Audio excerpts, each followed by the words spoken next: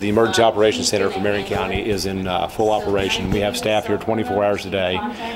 We work with the Health Department, the Red Cross, the law enforcement, fire, the National Guard. We're coordinating all those efforts through the county, and we're making sure that people in the county get their needs met that we have. And we're working, like I said, around the clock to get these damage assessments done. And then I can show you a little bit on our map what we've had over here. The flooding in the county, from what you can see from the damage assessment, starts basically at Farmington and goes west throughout the county. And every one of those locations are where we have sent one of our teams to go out and do a damage assessment. And at this point, we're at 486 homes that were affected by the flood. So we have a lot of damage. It kind of branches out the Route 250 direction and also the Buffalo direction. But you can see, like out in the town, like of let me get this thing to expand, like out in towards Metz. Wow. You can look and see how much damage we have in the outlying parts. This is in the city of Mannington. We can zoom in a lot closer, but out in the other portions of the county, they had a lot of damage. They have a lot of damage that has affected those homes out there also. Down 250, yeah. So 250 and Buffalo Road, we have several homes that have been destroyed in those areas, and we're trying to get FEMA today. We have our staff riding with FEMA, taking them these locations and showing them all the destroyed and all the major damage. And what our hope is, we don't want to leave any stone unturned till we get FEMA to show them everything we have to show them, and we're hoping that they will get us declared so these folks can get help. And that's our ultimate goal. The goal is to make them declare this area a disaster? That's correct, yes. That's what our goal is. And does FEMA have to do that, or does that come from a congressman? Or that comes from FEMA. Okay. And what happens, FEMA will get that, and they'll push it up to the president for his signature with it. But it goes to Charleston first, to the governor's office, and they look at it. So we do have FEMA people in looking at that right now.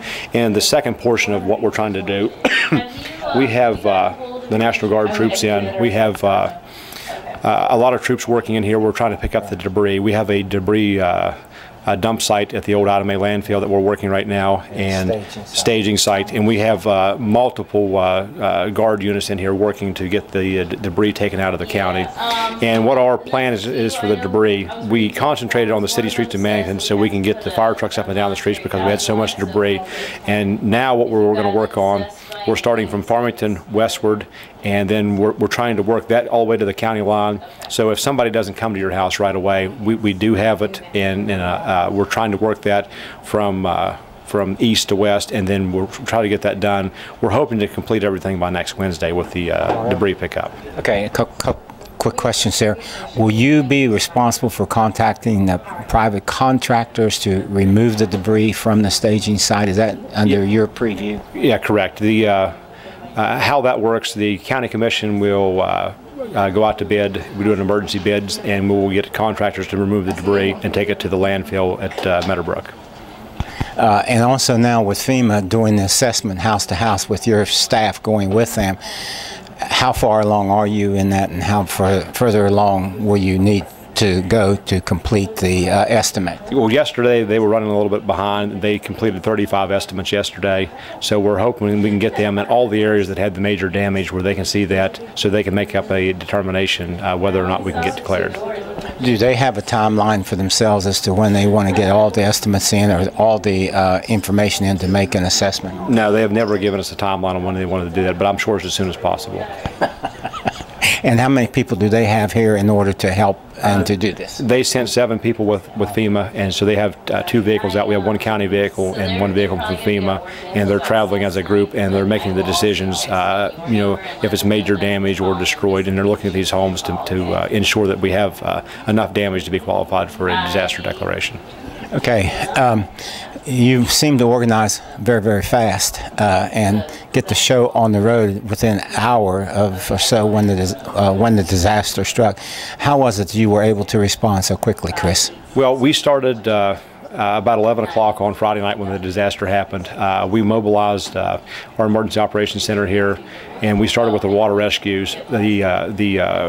fire departments, to the rescue squad, those guys did an excellent job of saving these people's lives. It's an absolute miracle we had no fatalities or no injuries due to this flood water. And about between 11 and 1, we made a reverse 911 phone call to all the homes to alert them that the floodwater was rising. And we actually had people call in and say if it wasn't for that phone call, they would have never woke up. And when they did, they woke up and their yards were flooded. They were lucky to get out of their home. So that program worked very well. We're very pleased with it. So we worked all that night. We contacted the command center in Charleston, and they started giving us water rescue assets, swift water rescue teams.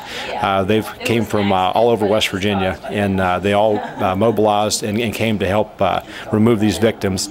At that point, we sent our mobile command center to Mannington, and that organized all the water rescue assets that we had, and we coordinated all those efforts through the mobile command post and back through the emergency operations center here located in Fairmont. Can I ask you approximately how many people were rescued that otherwise might have drowned or might have been locked in their home? The best number we had was between 40 and 50 people that were taken out of their homes with the swift water rescue teams. Well, that's wonderful. So in the outlining areas, you mentioned that there's still a lot of extensive damage. Will the FEMA people also go to these areas as well, like into Metz? That is correct. Whilst working with the National Guard, we identified these remote areas that have damage, and we're making sure that we get a crew up to those locations to look at that. Out in the rural areas, it seemed like it had more velocity with the water. It did a lot more physical damage than some places. The water just rose into the houses and ruined the things and went back down. Other places, we do have roads missing. We do have culverts washed out. We have some homes that were knocked off their foundation. So we have a lot of more physical damage that you can see to the structures and in the outlying areas because the streams were very swift. Okay, a couple questions that I've been asked. I'll pass along to you. Are you also assisting in terms of setting up volunteer efforts, or are you just calling, or are you referring people to somewhere? Well, want to volunteer? What's happening now, we've been referring people to different areas when we get calls that's just coming out of here, and we're very pleased today. Connecting Link in Fairmont has now accepted to manage the volunteers and the financial contributions. They're a very good group. They're a professional group. That's what they do on a daily basis. So Connecting Link will be accepting all the donations and making sure they go to the flood victims throughout the county, and they're also going to manage all of the supplies that was donated to people. That way we can ensure that people that need the supplies get the supplies. Unfortunately, during a disaster, we have the good and it also brings out the bad. And we've had people already try to scam people. They're selling some of the items that were donated. So what we've come up with is a list of addresses that we have identified that were damaged by the flood. And so now we can cross-reference that with the individual to make sure that the supplies are going to the correct people and nothing's being misappropriated. Okay, when I was up to North Marion last couple of days, they've indicated North Marion was also accepting checks to First Exchange Bank, or First Exchange Bank was going to be the depository for the funds. Is that the way you read it, or Connecting Link can also be it?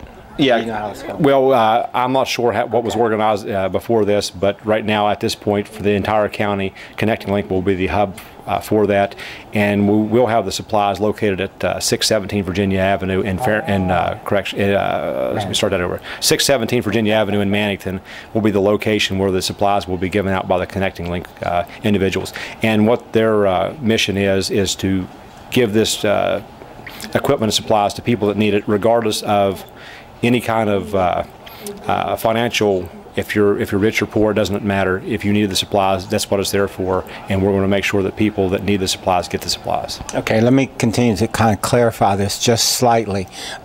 So will North Marion as well as Blackshear still continue to offer supplies as well, or will everything now be sent to 617 Virginia Avenue in Mannington? Well, what we're doing today, we have a meeting at 3:30 today, okay. And at that point, Connecting Link will be managing the supplies, and we're going to take the site that the Board of Education has graciously given us, those two sites.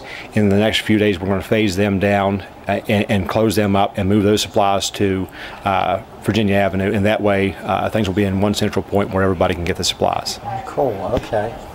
And then I guess people can drop off money there, or as far as you know, will First Exchange Bank still be the depository for the funds? I'm not sure. Okay. I have no knowledge of that. You've got enough to do with what you already have to do. Okay, what's in the future? Like, what's in the immediate next few days or in the week to come, as you look at it and as your staff looks at it? What we're going to do, we prepared a list of the damaged structures and we sent that to Charleston. So we're going to pressure them from that side, FEMA. We're going to give a list of that to our congressman, so they'll have a list of homes that are damaged, so we can make sure that FEMA knows that we do have people in need, and we're going to do everything in our power to help these people. Yeah. And throughout the week, what's going to happen, we're going to continue the debris cleanup, and we're going to start offloading the debris from the dump site into the actual landfill. Right. That'll happen, and then we're going to keep trying to see if we have any unmet needs in the community and offer assistance to the community. Well, it seems like there's been a great coordination of effort in Mannington, not just by you all, but even by neighbors themselves, helping neighbors on the streets and all. You know, each street and each neighborhood also has its kind of own good neighbor policy, and it seems to be working good. Everybody seems to be aware of the needs of others. That's correct. You know, there's never a good place for a disaster, right, but when you have one in West Virginia, we always pull together, and it's wonderful to be able to be in a community like this where people help each other.